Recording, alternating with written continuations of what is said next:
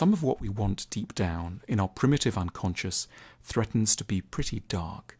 We may want to do no work, to steal, to injure others, to give way to despair, or to have sex in very taboo and damaging ways. Yet most of us do very little of this. In fact, we often pour our energies into worthwhile projects and go out of our way to try to be good and helpful to those around us. That we're able to do this fascinated the founder of psychoanalysis, Sigmund Freud, who gave a special word to this ability to put our primitive, egoistic, destructive energies to good use. He called the process sublimation, in German Sublimierung. It was an idea that came to Freud while he was reading a well-known and charming travel book, The Heart's Journey, by the 19th century poet Heinrich Heine. In it, Heine mentioned meeting a legendary German surgeon called Johann Friedrich Diefenbach, who'd been extremely selfish and sadistic as a boy, loving to cut off the tails of stray dogs for sheer twisted pleasure, but then, as an adult, had matured into a profoundly selfless and brilliant surgeon, who'd made some pioneering discoveries in the fields of reconstructive and plastic surgery.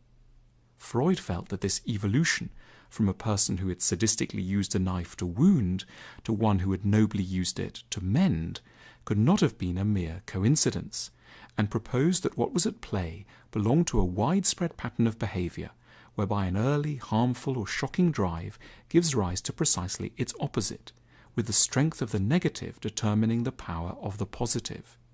Freud felt that this desire for compensation lay at the heart of many of the greatest achievements in the arts, politics, and science.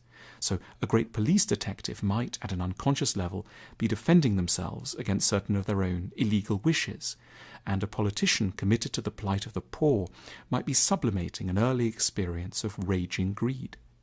In an essay on Leonardo da Vinci, Eine Kindheitserinnerung des Leonardo da Vinci, Freud presented the claim that da Vinci had been an extremely sexually active child who had then sublimated his sexuality into scientific research and art.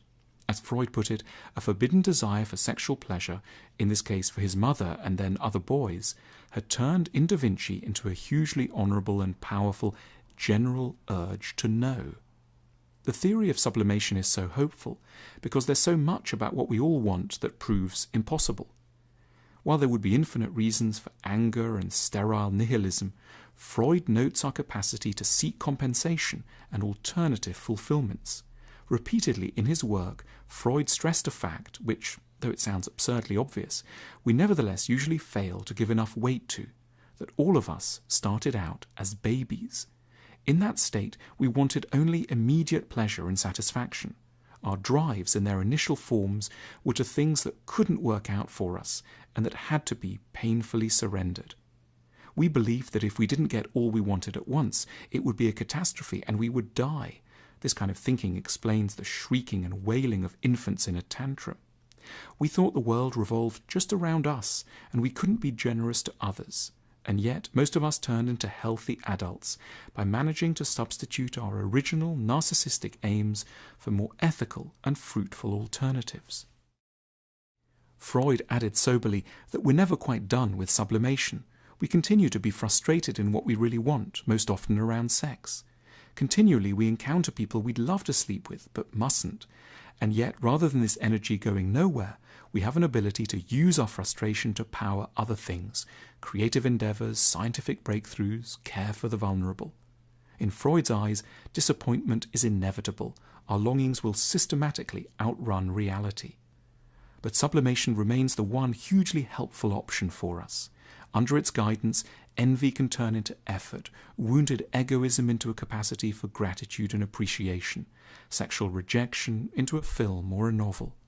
As Freud saw it, psychoanalysis is the field designed to help us discover how we can use our disappointments more productively, how we can grow up to be not embittered or shut down, but paradoxically energized by some of our greatest underlying sorrows.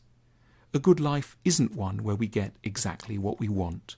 It's one where we find fulfilling second bests, and where we have the inner freedom to redirect our disappointments with maximal imagination. A life where we've learned, as Freud tried to show us, to sublimate well.